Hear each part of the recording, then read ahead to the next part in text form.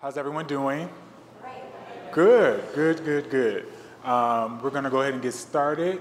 My name is Kevin Collins. I am the Assistant Director in the Center for College Student Success, and I'm joined by my colleague, Stephen. He's the Assistant Dean of Students in the college. He's going to talk to you all a little bit about our advising model, and then I'm going to come towards the end and talk more about the resources we offer in the Center for College Student Success. And then we'll give you an opportunity to ask all of the questions that I'm sure you have. All righty? There you go. A lot shorter than Kevin. Kevin kind of touched on the agenda items for this morning. Again, my name is Stephen Scott. I'm the Assistant Dean of Students in the college here at the University of Chicago.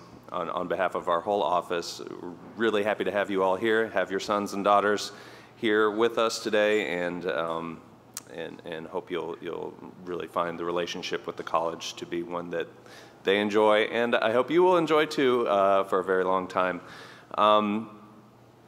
So the Office of the Dean of Students is primarily an academic arm of the college. It's not a traditional student affairs organization. Our interest is in academic affairs, academic advising, and student success within the academic framework. So within the college and our Office of the Dean of Students, we have kind of four main areas that we do our work in. The first one, which you probably are first aware of, is our college programming office. They're the folks who put on this entire weekend. Your probably next best exposure will be in 4 years at graduation with College Programming Office, but in between, they're offering tons of events throughout the school year: professional development, skills development, meeting and dinner etiquette, all sorts of different programs available for students to kind of help ensure their success both here and out in the real world. The office that is not represented here today, along with Kevin and I, is the College Center for Scholarly Advancement. They are our office that helps to work with students on questions of fellowships, research opportunities, grants, those kinds of things. It can be for postgraduate study, it can be for summer study or funded work during the school year.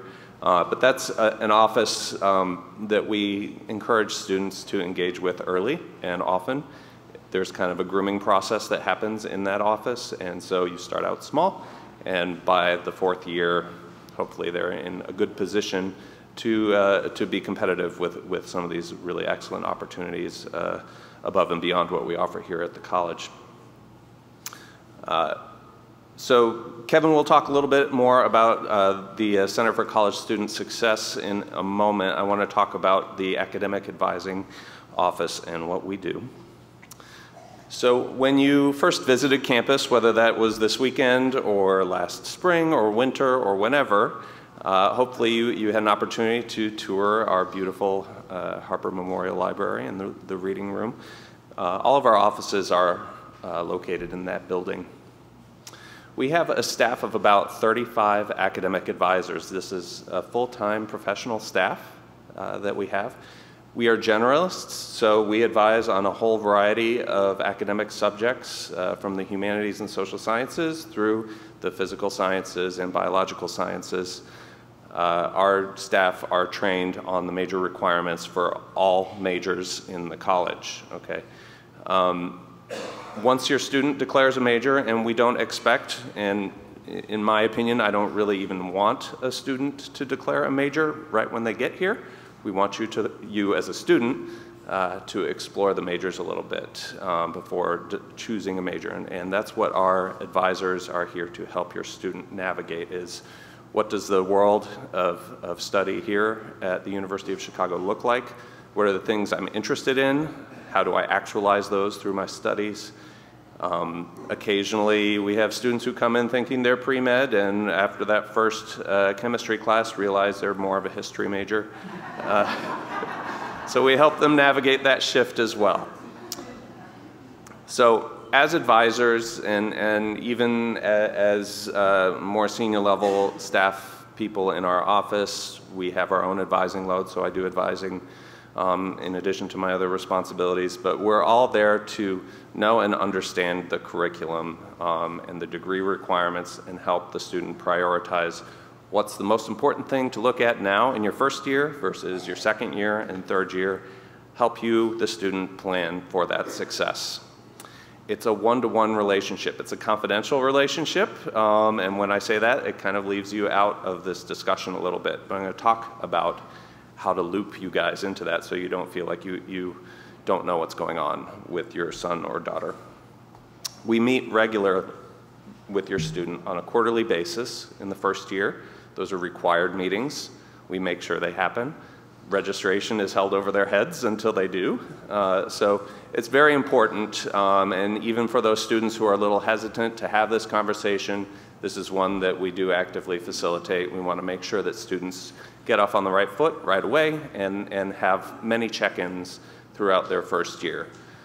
Second year through fourth, there's required meetings once a year just to check in, see how they're doing, where they are in their progress, kind of right the ship if it needs to be righted.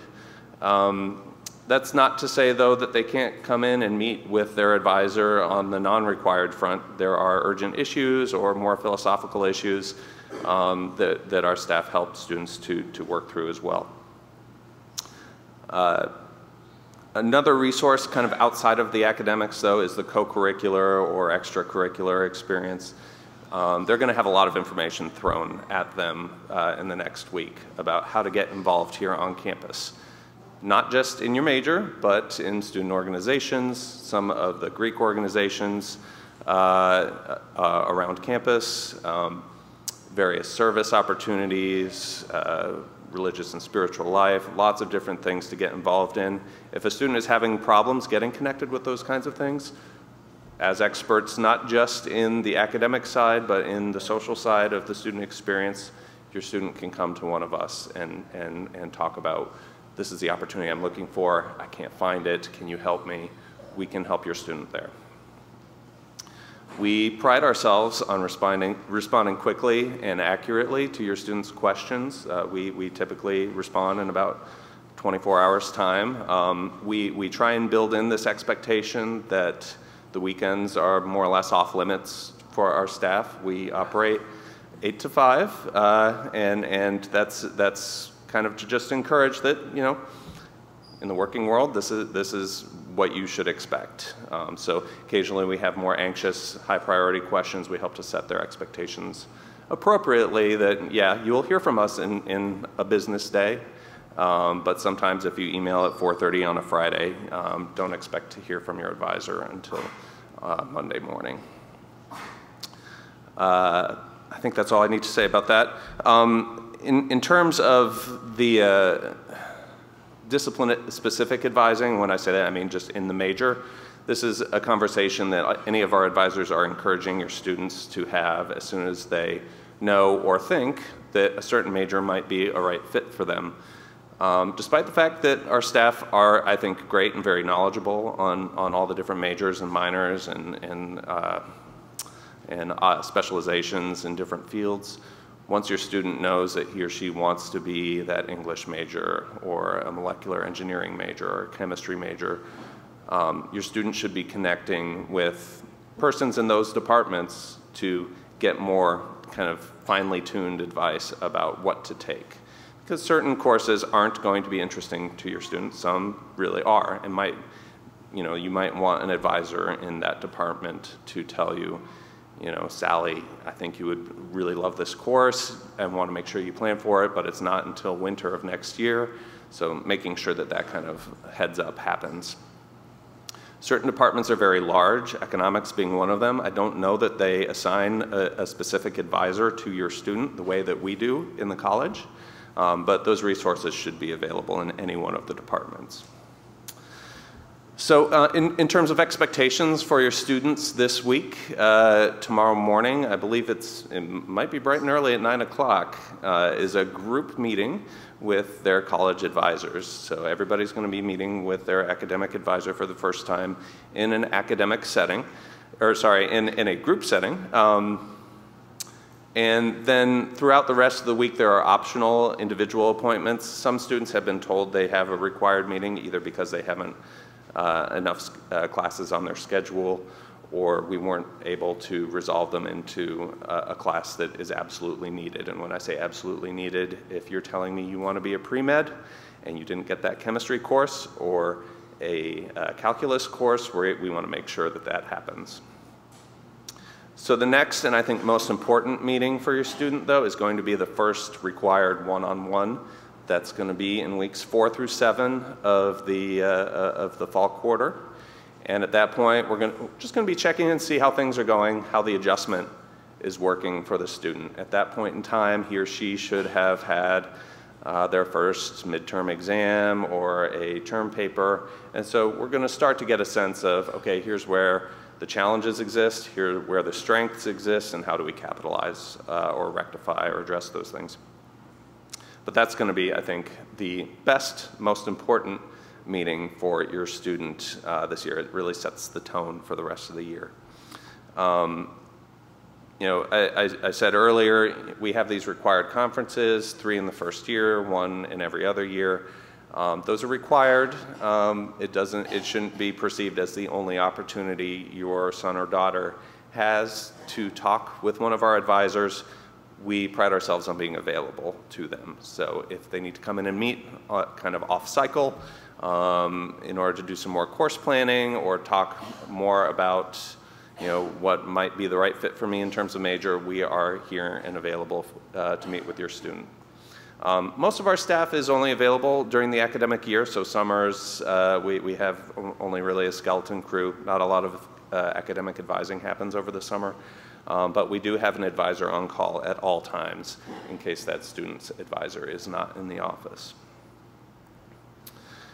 So you've probably already guessed what some of your son or daughter's concerns or worries about coming here to the University of Chicago, being a student here, what some of those worries might be.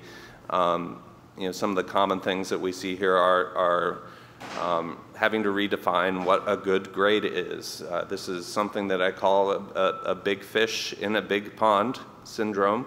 A lot of your students are used to being big fish in smaller ponds. High-performing students who do quite well and stand out against their peers. Here at the University of Chicago, all of their peers come from that same background. And so there's a lot of big fishes. A bigger pond, too. So it feels a little competitive in ways that some students are not familiar with. So we help to kind of manage that realization.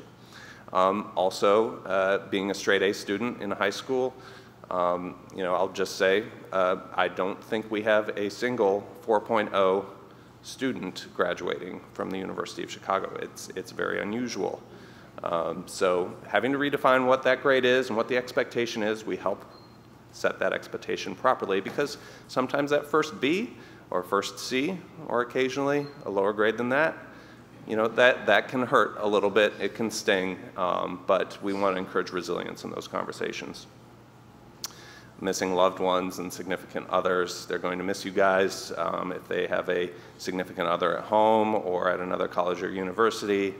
You know, that is something that also comes up quite a bit, especially in the first quarter.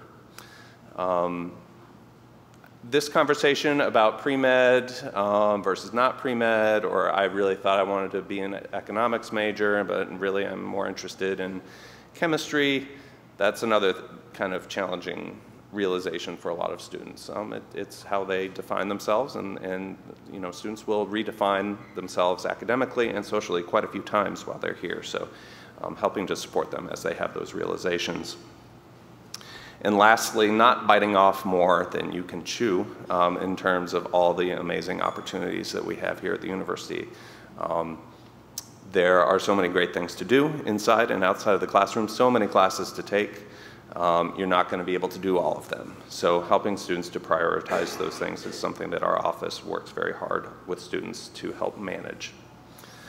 How can you guys support your student? I think you probably are all doing this already, but be sympathetic. It's a huge transition. Ask them about everything, and it seems silly, I think, when I ask students this, but It takes a while for them to realize that, yes, I need sleep. Yes, I need food. You know, ask them about the little life skills that still need to be maintained while they're being a great student here too. So sleeping, eating, who are you meeting, who are you hanging out with, what are you doing, what did you do this weekend? It doesn't all have to be about what are you studying or where are you in trying to think about your pre-med major or your poli-sci major. It doesn't have to be about academics. We want to talk about the work-life balance and how that's working, because I really feel like that balance needs to be struck here, you know, and the two do kind of thrive off of each other. Remind them of their resources if they seem to be struggling. We have lots of different supports resources here on campus, from if we're talking about health, physical health, our health service is a great resource there, student counseling, religious and spiritual life, academic advising, CCSS. There are so many different resources here that are interested in seeing your students succeed. And lastly, encouraging independence, resisting the urge to step in and solve your son or daughter's problems for them. That gives them that independence that I think they need and they've earned here. So we have, we, not the University of Chicago, but we, the United States, have this policy or law called FERPA, which is the Family Educational Rights and Privacy Act. A lot of you might be familiar with HIPAA, which is kind of the doctor's version of this. This is the educational version of HIPAA, if you want to look at it that way. It gives students the right to look at and review their academic records at their requests. It gives them the ability to control that record and who looks at that record. Now, Kevin and I and the staff of the college, you know, as part of our need to know and need to do the work that we do, we have access to those records. But as parents, you don't necessarily have access to those records, as in most cases, those students are legal adults. Students have an opportunity to look at these records, to request that they be amended, and controlled disclosure of that information. There are a lot of exceptions to FERPA, and I know one of the primary concerns of parents is if my son or daughter is sick, am I going to know about that? If they're in trouble or hurt, am I going to know about that? Yes, of course. In situations where there's a concern about the health or safety of your student, I don't mean to diminish this concern, but I'm not talking about a hangnail or the flu or something like that, but something that requires a hospitalization, which is rare, okay? Or if the student is involved in a car accident or something like that, yes, of course, we are going to let you know, unless, and there's a very few handful of students who do say, I don't want you to contact my parents about this or my guardian about this. They have to affirmatively tell us that before we make that outreach. But in the vast majority of cases, of course, we are letting you know that this is happening. The other time where we will reach out to you is if the student's status changes, and it's kind of vague to put it that way. But if the student is experiencing such a challenge in terms of academics and academic performance that they were to go on academic probation or disciplinary probation for a disciplinary matter, we would inform the student that, or sorry, the parents that your student's status has changed. And that's really all we say. Please talk with your son or daughter about this. And that kind of helps to kick that conversation off. I know there will probably be a lot of questions about FERPA, and I'm happy to answer those at the end of the session. But right now, I think I'm going to turn it over to Kevin, and he'll talk about the CCSS. Yes. If you've just joined us, again, my name is Kevin Collins, and I'm the Assistant Director in the Center for College Student Success. And our office is fairly new. This is the third year, the start of the third year of our existence on campus, and our target population is first generation and low-income college students. While those are our target populations, we definitely do not exclude. All students within the college are able to access and utilize our resources. We are a staff of 6. There's a director, there's myself, the assistant director, and 4 academic advisors. As Stephen mentioned, we all have an advising load. Most, if not all of our students are Odyssey Scholars, first generation college students. They typically come from those 2 buckets. So yes. So some of our resources, we have a lounge and study space that students are able to utilize throughout the quarter. Around midterms and finals, we have snacks and water and pop for students to snack on while they study for midterms and finals. Students are also able to utilize our space for group study. We're open Monday through Friday for the most part until 8 p.m. Fridays, I think we close at 5, but Monday through Thursday, our space is open up until 8 p.m. We have a textbook and laptop lending program. Students are able to view our lending library database through our website. They're able to see our inventory and then just come in and let us know what books they need, and then they'll be able to check it out for the quarter. At the end of the quarter, when they bring the book back, we just ask that they bring another book that they no longer need, and that's how we keep our library sustainable. We have a laptop lending program. We have about 6 laptops on hand for students to reserve throughout the quarter. They're typically reservable for up to 1 quarter, unless they need it for like just a daily use, if they need to print something out or a type of paper. We also have 1 laptop reserved for daily use. We have a print station. Students are able to print up to 100 pages per quarter. Printing can get pretty expensive on campus, so we're lucky that we're able to utilize and have students access that resource as well.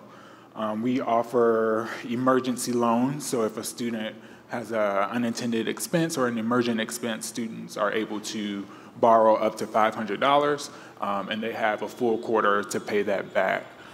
If they're not able to pay it back within the quarter, we don't contact creditors, we don't even contact you all, we just have a conversation and discuss repayment plans. Technically, students have until they graduate to pay the loan back, but of course we try to have conversations to get them to repay that earlier so that they start to build those skills. We also offer a navigating workshop series where we bring other units and resources around campus to our space to get in front of our students to talk about services that they offer. We bring in CECSA, Stephen mentioned them a little bit earlier, to talk about ways to get on track to become a Rhodes or Fulbright Scholar. We bring in Study Abroad to get students to start thinking about planning and developing payment plans for studying abroad. We also bring in faculty members so that they can come in and talk about their research areas. So students are able to start to think about ways to get connected to faculty members if they are looking for research opportunities. In addition to those tangible resources, we also offer mentoring programs. So we have 2. Our first one is the Maroon Mentors Program, where we group first-year students with upperclassmen, typically within the same major or area of study or area of interest, and they are paired with the student throughout their first year. They just have to apply to be a part of the program. We already have our mentors hired. We have about 30, so we're looking for 60 first years to be paired with those mentors that we have. We also have the First Gen Alumni Mentoring Program, where we pair students with alumni of UChicago who also identified as first-generation college students to start building the pipeline from college to whatever field they're interested in after they graduate. So we have folks who are in corporate America, doctors, lawyers, and we connect those to students who have similar interests. Like I said, we offer our space for discussion groups. We like to have students build community as much as possible. So we offer up our space to do that. I already talked about faculty engagement. We try to get students in front of faculty as soon and as much as possible so that they're building those relationships with the faculty members, because that's who they'll need to ask for recommendation letters from. We as advisors work closely with the students, and we have a great relationship But grad schools typically want to see letters of recommendation from their faculty members. Ours don't hold that much weight. So we try to get them involved and in community with faculty members as soon as possible. And that's all I have. Now we'll move to Q&A.